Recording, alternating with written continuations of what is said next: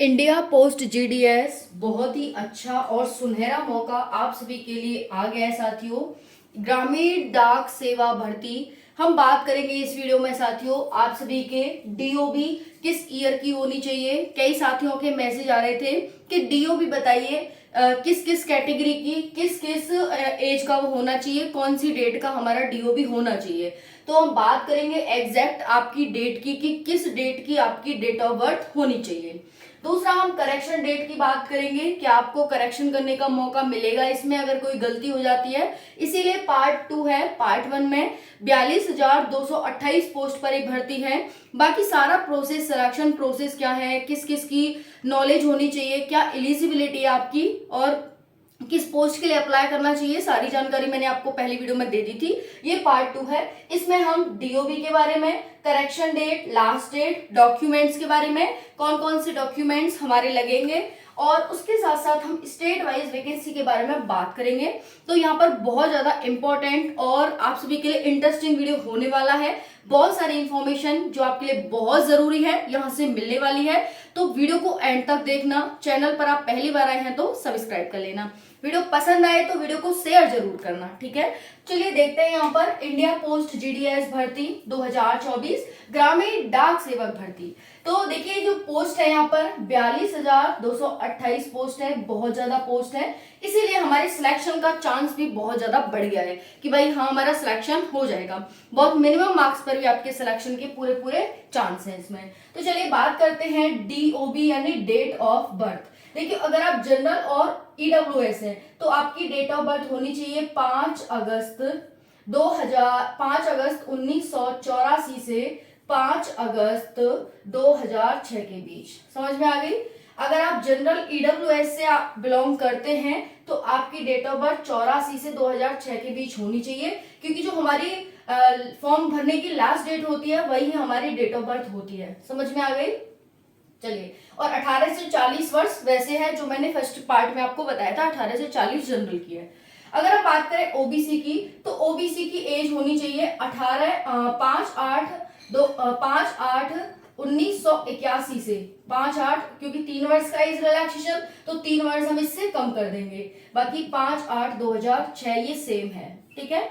SC ST की बात करें तो 5 अगस्त 1979 से होनी चाहिए 5 अगस्त 2006 के बीच। देखो कैसे निकालते हैं, आगे आपको कभी जरूरत पड़ जाए तो आपको निकालना आना चाहिए। देखिए 18 से 40 वर्ष है तो 40 हमारे 1984, अभी 24 चल रहा है तो 84 में हमारे 40 हो रहे हैं। अब हमें 84 से 2006 के बीच हमारी एज होनी चाहिए। अब हमें 3 वर्ष का एज रिलैक्शन इन्हें मिलता है, यानी 3 वर्ष इनसे बड़े होने चाहिए, यानी इनका 81 होना चाहिए। अब इनसे भी 2 वर्ष ज्यादा इन्हें मिलता है तो 2 इसमें कम कर देंगे, 79 होना चाहिए। तो ये आपकी डेट ऑफ बर्थ है। इसके बीच में आपका जन्म होना चाहिए तो आप फॉर्म को फिल कर सकते हैं, ठीक है जी। चलिए अब दूसरा देखते हैं करेक्शन डेट। करेक्शन डेट क्या है तो ये है आपकी 6 से 8 अगस्त तक आपके करेक्शन होने वाले हैं। फॉर्म कब तक भरे जाएंगे, 5 अगस्त 2024 तक फॉर्म भरे जाएंगे। 5 अगस्त लास्ट डेट है आपके फॉर्म भरने की और 6 से 8 अगस्त 2024 के बीच आपके क्या होंगे, करेक्शन होंगे। इतनी बात सभी साथियों को क्लियर हो गई होगी। दूसरा हम बात करते हैं डॉक्यूमेंट्स। डॉक्यूमेंट्स आपके पास 10th की मार्कशीट होनी चाहिए। और क्या होना चाहिए तो डोमिसाइल होना चाहिए। और क्या होना चाहिए, आपके पास कास्ट सर्टिफिकेट होना चाहिए, कास्ट सर्टिफिकेट। और क्या होना चाहिए, और आपके पास होना चाहिए आईडी प्रूफ यानी आधार कार्ड, ठीक है जी, आधार कार्ड होना चाहिए। और क्या होना चाहिए तो यही आपके पास, बाकी फोटो वगैरह होने चाहिए, लेटेस्ट फोटो लगाना, ठीक है जी। तो ये चीजें आपके पास होनी चाहिए। बाकी यहाँ पर जो आपकी बेसिक नॉलेज थी, जैसे कंप्यूटर की नॉलेज आपको होनी चाहिए, नहीं है तो ले लेना, यूट्यूब पे से बहुत सारी वीडियो पड़ी है, ले लेना। दूसरा है साइकिलिंग आनी चाहिए और आप 10th में आप पास होने चाहिए, है ना। और दूसरा है लोकल लैंग्वेज आनी चाहिए। तो 4 चीजें आपकी एलिजिबिलिटी में है। ये हो गया।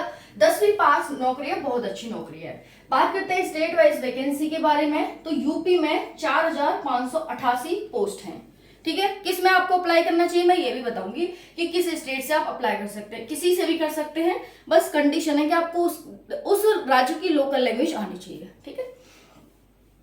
यूके 1238 पोस्ट है यानी उत्तराखंड। बिहार में 2558, छत्तीसगढ़ में 1338, राजस्थान में 2718, दिल्ली में 22। इससे तो भाई भरना ही मत, दिल्ली से तो भरना ही मत, 22 पोस्ट हैं, सबसे कम पोस्ट हैं।